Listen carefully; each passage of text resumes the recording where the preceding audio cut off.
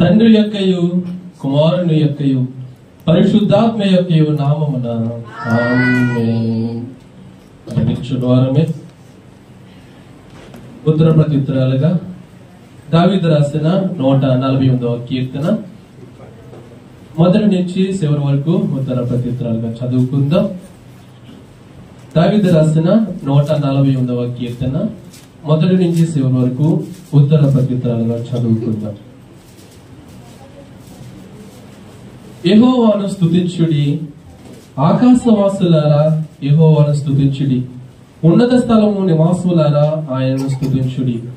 ఆయన దూతలారా మీరందరూ ఆయనను స్తుతించుడి, ఆయన సైన్యములారా మీరందరూ ఆయనను స్తుతించుడి.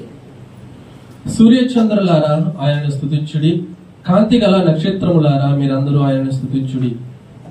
పరమాకాశములారా ఆకాశముపైనున్న జనములారా ఆయనను స్తుతించుడి. యెహోవా ఆజ్ఞ ఇయ్యగా అవి పుట్టెను, అవి యెహోవా నామమును స్తుతించును గాక. ఆయన వాటిని నిత్య స్థాయిగా పరిచినాడు, ఆయన వాటికి కట్టడ నియమించెను, ఏదియు దానిని అతిక్రమింపదు.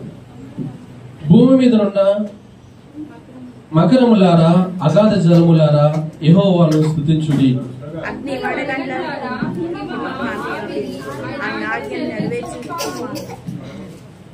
పర్వతములారా సమస్తమైన గుట్టలారా ఫలవృక్షములారా సమస్తమైన దేవదారు వృక్షములారా మృగములారా పశువులారా నేలను ప్రాకు జీవులారా రెక్కలతో ఎగురు పక్షులారా